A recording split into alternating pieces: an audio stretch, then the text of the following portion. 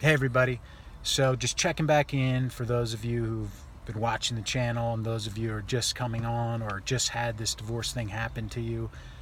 A friend of mine just had the bomb dropped on him, so it reminded me of this situation is not going any place anytime soon. Divorce, it happens all the time, blah blah blah.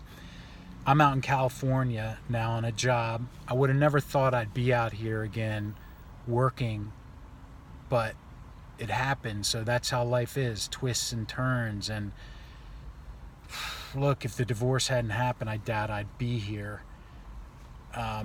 We talk about making lemonade out of lemons and everything, particularly if you have kids. This divorce situation, how do you put a positive spin on it?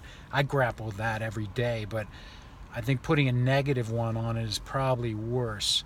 So if you had the bomb just dropped on you, it's tough to see your way through that.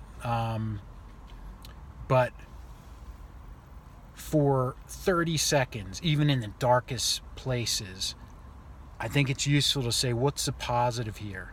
How can I look at this from another angle, from below it, from directly above it, from the side? It sounds kind of weird, and I haven't really I have grappled with these things, but not nailed them down. But it is sort of interesting to ask yourself questions like, if I looked at this from the side, what would it look like? What's the positive here? What's the outcome I'm looking for?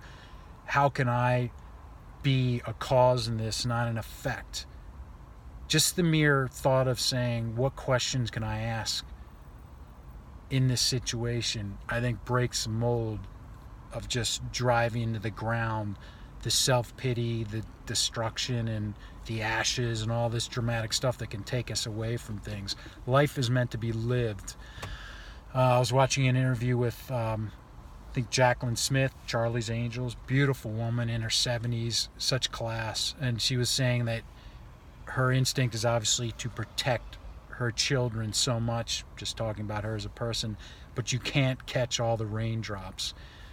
So if you have kids or even yourself, you can't catch all the raindrops. Sometimes things have to fall, and that goes back to accepting life for what it is and just moving on. I know it's hard, man.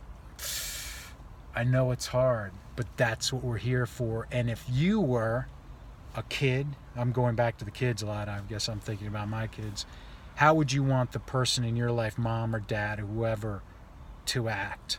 I think they take a cue off of us and you.